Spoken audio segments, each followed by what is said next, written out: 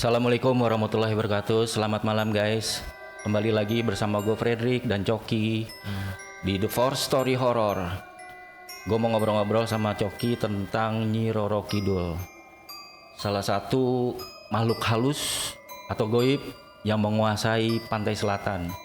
Banyak versi guys yang beredar di tengah masyarakat mengenai Nyi Roro Kidul ini. Tinggal lo bisa memilah dan memilih kira-kira versi mana yang lo yakinin.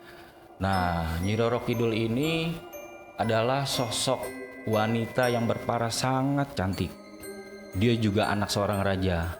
Dan wajar dengan kecantikannya itu dia dijuluki matahari yang indah. Bagaimana Cok kira-kira nih asal usul dari si Nyi Roro Kidul seperti apa sih? Kalau asal usul dari Nyi Roro Kidul itu tadi dia anak seorang raja ya di kerajaan di Jawa Barat. Jadi dia itu parasnya cantik gitu kan.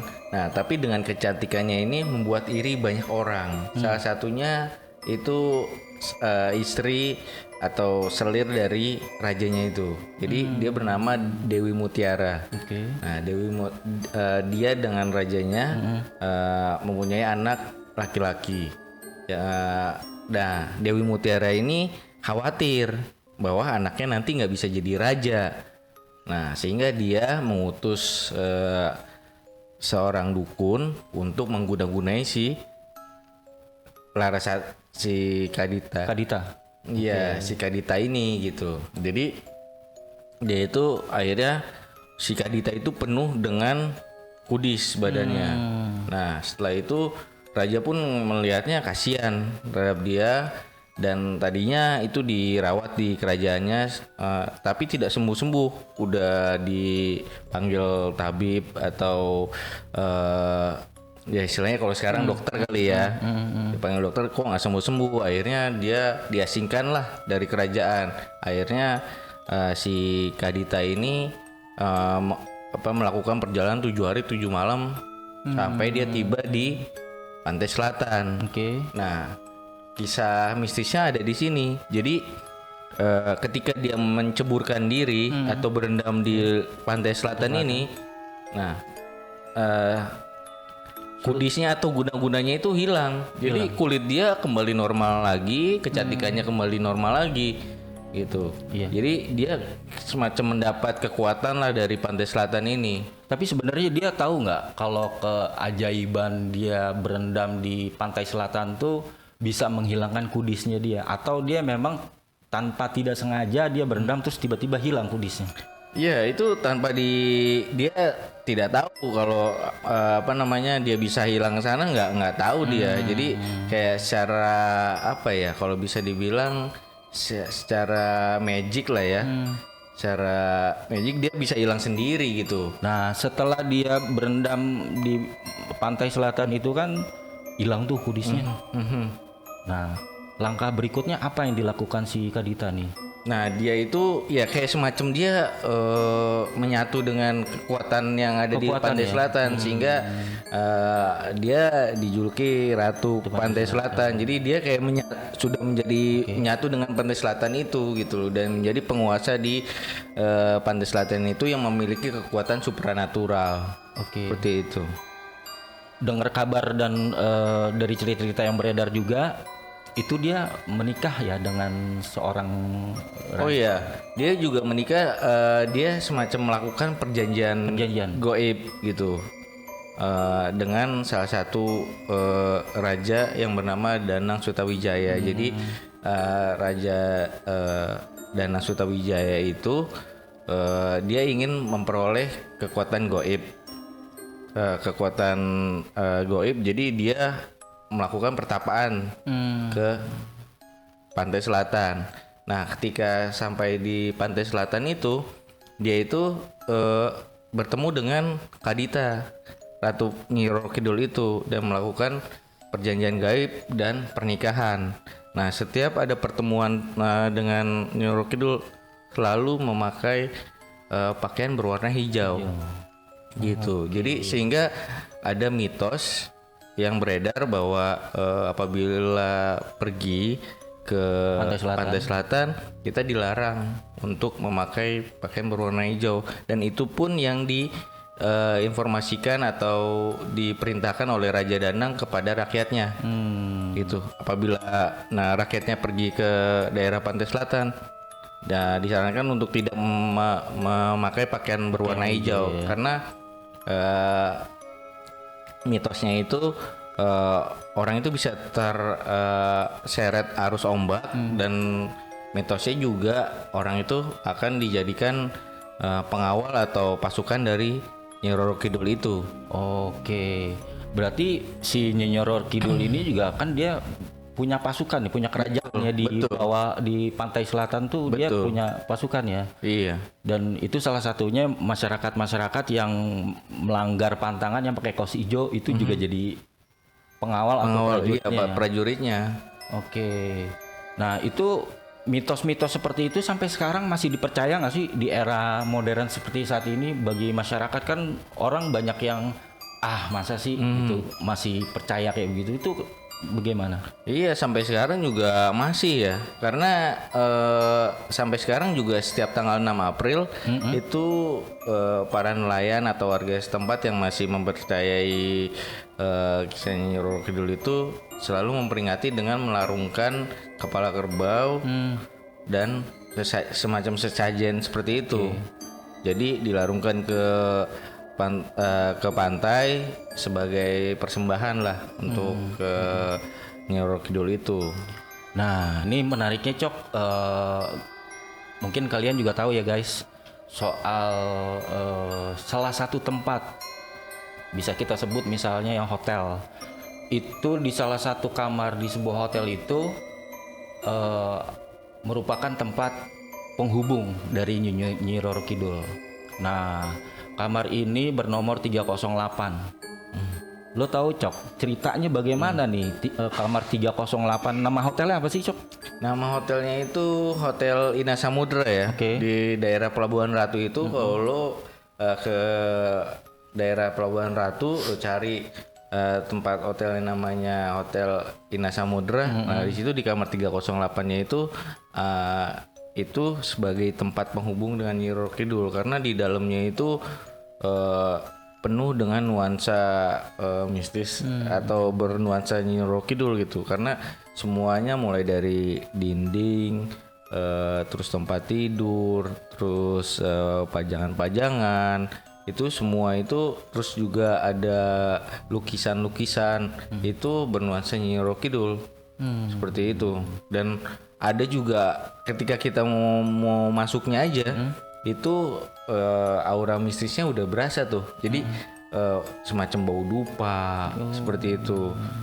Jadi bau dupa, dan juga ada payung-payung, semacam payung-payung kebesaran untuk raja-raja atau ratu-ratu lah seperti itu. Itu tadi ada lukisan ya di dalam. Betul. Lukisan apa tuh Cok? Itu lukisan dari sosok si Nyi Roro Kidul itu sendiri. Itu siapa tuh yang bikin lukisan itu? Itu nama pelukisnya Basuki Dahlan. Nah, di balik proses pembuatan lukisan itu juga ada kisah mistisnya. Jadi pada saat proses pembuatan lukisan itu, si Basuki Dahlan ini, si pelukis ini juga mengalami gangguan-gangguan bisnis juga gitu. Seperti apa tuh gangguan? Ya mungkin dia merasa sakit, atau dia juga ditemuin nggak? Ditemuin nggak? Iya, ditemuin. Ya semacam gangguan seperti itulah. Gitu, atau semacam komunikasi juga dengan Nyi Roro Kidul itu. Nah, lukisan-lukisan semacam itu yang gua tahu Cok ya, itu lukisan Nyi Roro Kidul itu kan sebenarnya tidak hanya ada di dalam kamar 308. Gue banyak sering nemuin juga lukisan yang bergambar atau wujud Nyi Roro Kidul itu di umum-umum, bahkan gue punya teman-teman gue itu punya lukisan Nyi Roro Kidul. Artinya apa? Itu diperjualbelikan juga. Iya. Itu loh. Nah, lukisan yang ada di 308 tuh diperjualbelikan apa enggak tuh?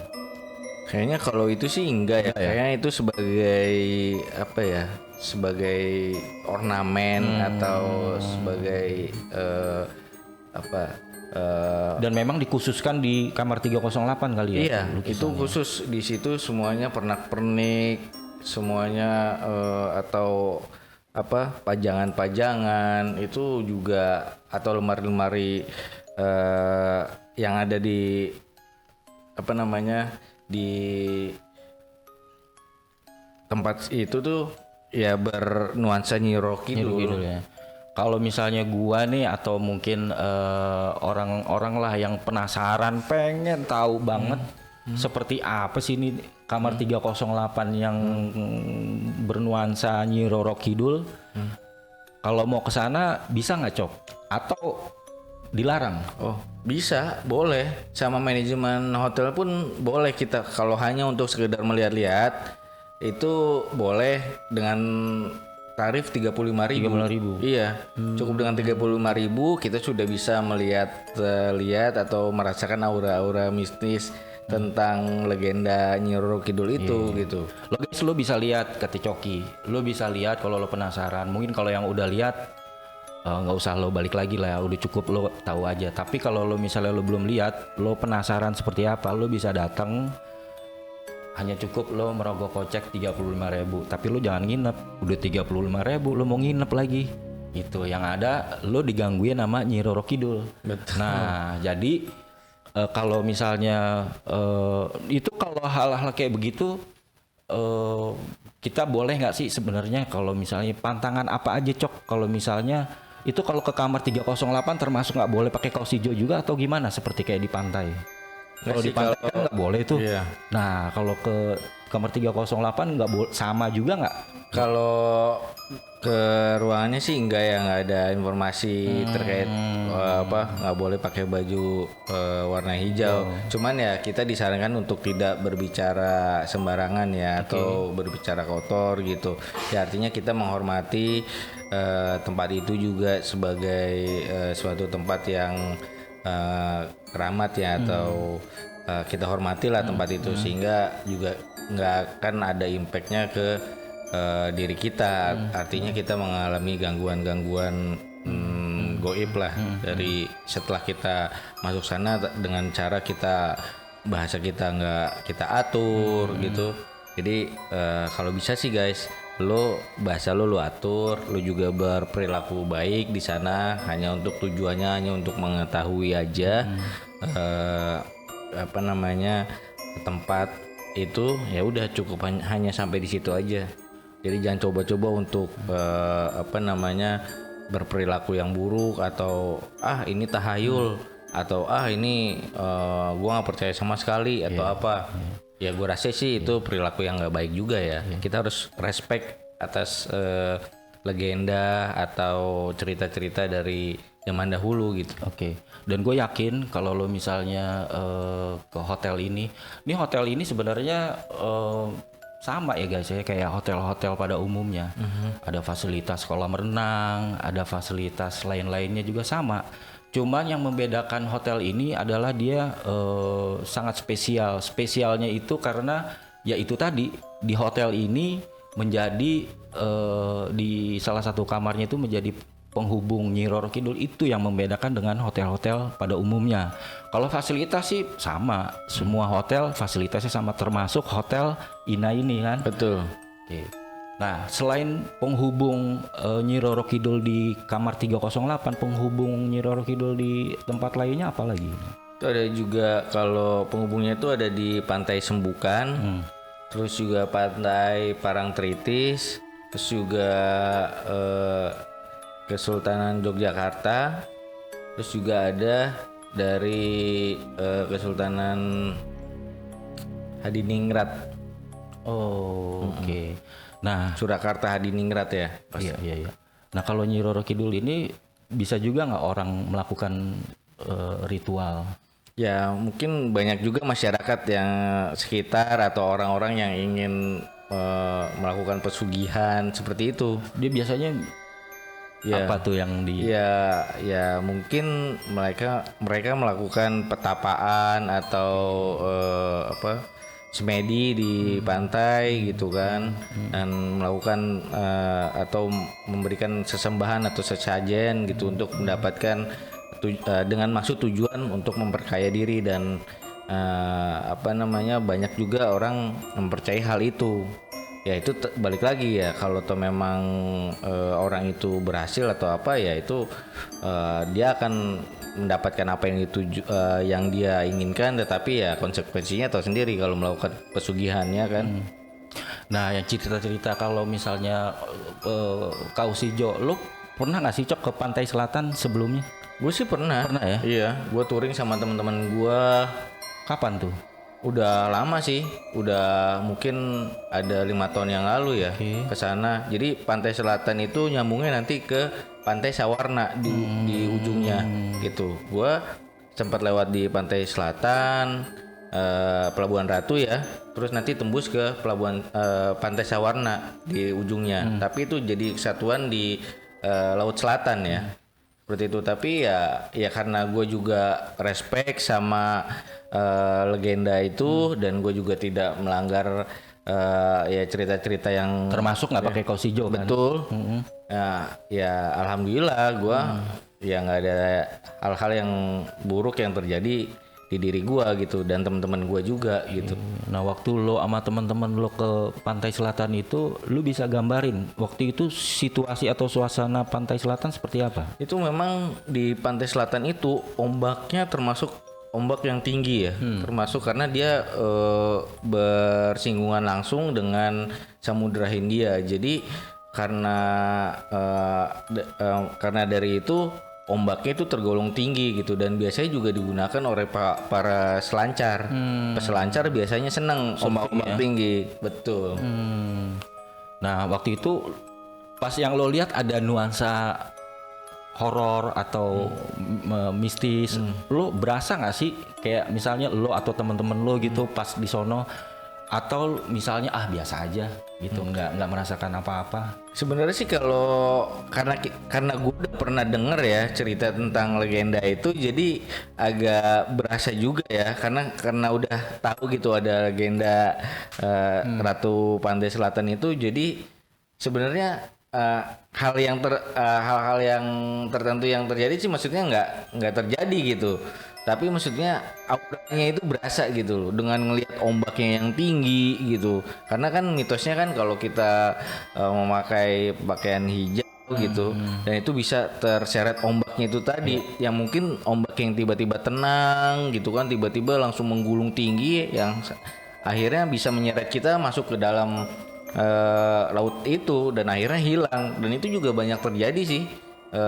Makanya mungkin mulai dari situ banyak orang yang menyarankan untuk tidak memakai pakaian atau berbusana warna hijau gitu. Ya, meskipun pantai selatan ini mengandung aura mistis dan diyakini oleh sebagian masyarakat, pantai selatan ini punya penghuni ya, si Nyai Roro Kidul ini, dan penguasa di situ juga.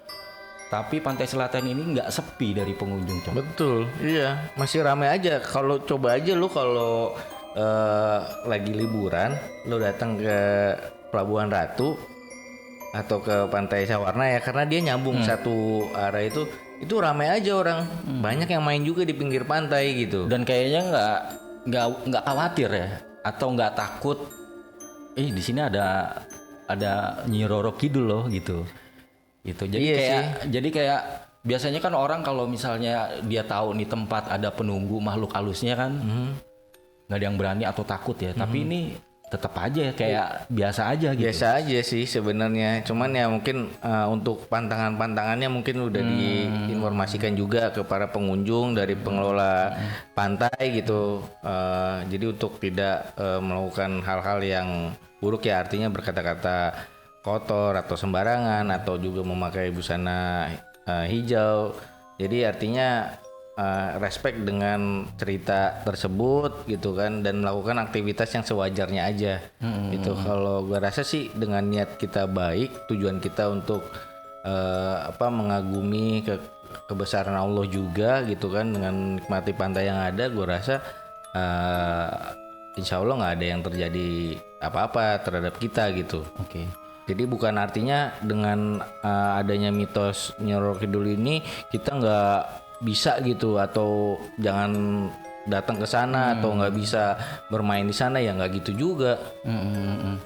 Nah, termasuk misalnya lo mau ke hotel yang salah satu penghubungnya itu juga bisa juga ya, tapi maksudnya jangan sampai lo percaya sama kamar itu tapi lo nggak percaya sama Tuhan Yang Maha Esa. Artinya ya memang tempat itu menjadi salah satu penghubung Nyi Roro Kidul, makanya di situ juga diperbolehkan lo kalau mau ngelihat kamar 308, karena nih kamar 308 ini cukup terkenal, cukup melegenda juga, menjadi tempat yang sangat keramat ya, dikeramatin juga ini.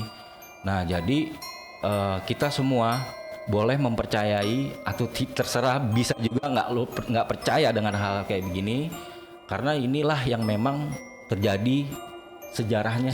Iya. Nah, oke guys, kali ini gua sama Coki mencukupi di bagian ini pada pembahasan Nyi Roro Kidul. Jangan lupa klik loncengnya dan subscribe. Jangan lupa juga lo komen, share ya video kita selanjutnya di The Force Story Horror.